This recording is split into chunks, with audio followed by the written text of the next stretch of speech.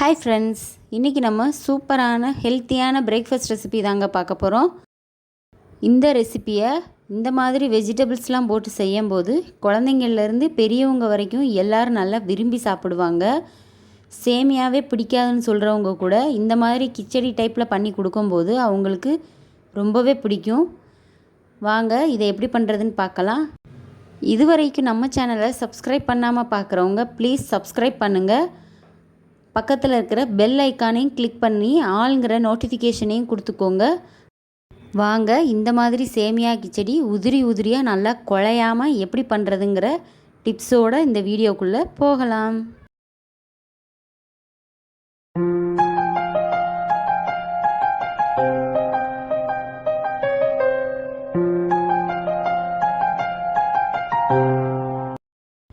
இந்த ரெசிபி பண்ணுறதுக்கு 100 கிராம் அளவுக்கு பச்சை பட்டாணி, 1 கேரட், 2 பல்லாரி வெங்காயத்தை நீல வாக்கில் அரிஞ்சு வச்சுருக்கேன், ஒரு மீடியம் சைஸ் தக்காளி இதெல்லாம் கட் பண்ணி வச்சுருக்கேங்க.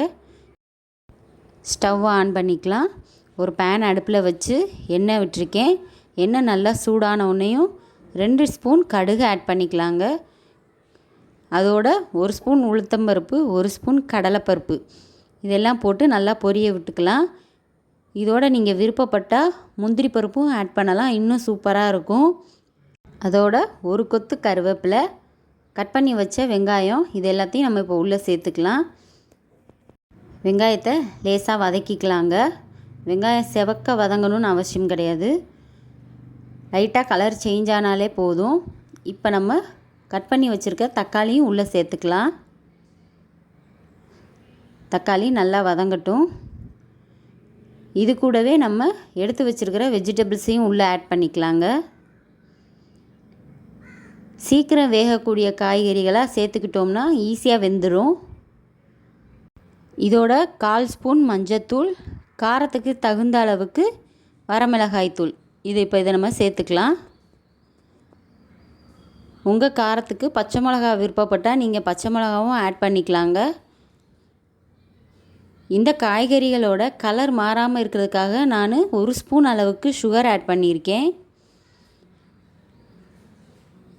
இப்போ காய்கறி எல்லாம் நல்லா வதங்கி வரட்டும். 1 கப் சேமியாவுக்கு 1.5 கப் தண்ணிங்கிற அளவுக்கு நம்ம தண்ணி ஆட் பண்ணிடலாம். தேவையான அளவு உப்பு சேர்த்து மூடி போட்டு மூடி வச்சிடலாங்க. 5லேருந்து 7 நிமிஷத்துக்குள்ளே காய்கறிகள்லாம் நல்லா வெந்து வந்துடும். இந்த மாதிரி தண்ணி நல்லா கொதித்து வந்த உடனேயே நம்ம எடுத்து வச்சுருக்கிற சேமியாவை உள்ளே சேர்த்துக்கலாம். இது வறுத்த சேமியா தாங்க. வறுக்காத சேமியாவாக இருந்தால் நீங்கள் ஃபஸ்ட்டே ட்ரையாக ஒரு தடவை வறுத்து எடுத்துக்கலாம்.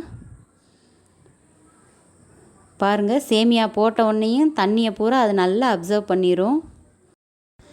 இந்த சேமியா கிச்சடியில் தண்ணியோட அளவு தாங்க ரொம்ப முக்கியம். தண்ணி கொஞ்சம் கூடிருச்சுனாலும் சேமியா சீக்கிரம் குழஞ்சிரும். அது அந்த அளவுக்கு அவ்வளோ டேஸ்ட்டாக இருக்காதுங்க.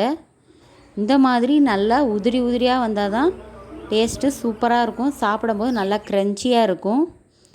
பாருங்கள், நல்லா உதிரியாக சேமியா கிச்சடி தயாராகிருச்சு. இந்த மாதிரி நம்ம பார்க்கவே கலர்ஃபுல்லாக செஞ்சு கொடுக்கும்போது குழந்தைங்கள்லேருந்து பெரியவங்க வரைக்கும் எல்லாருமே விரும்பி சாப்பிடுவாங்க. அவ்வளோதாங்க, மேக்ஸிமம் 10 நிமிஷத்தில் நம்ம சூப்பரான ஹெல்த்தியான பிரேக்ஃபாஸ்ட் ரெடி பண்ணியாச்சு. பாருங்கள், நல்லா உதிரியாக குழையாமல் வந்திருக்கு. இதே மாதிரி நான் சொன்ன அளவுகளில் நீங்கள் செஞ்சு பாருங்கள். இந்த வீடியோ உங்களுக்கு பிடிச்சிருந்தா நம்ம சேனலை லைக் பண்ணுங்கள், ஷேர் பண்ணுங்கள், கமெண்ட் பண்ணுங்கள், மறக்காமல் சப்ஸ்கிரைப் பண்ணுங்கள். தேங்க்யூ.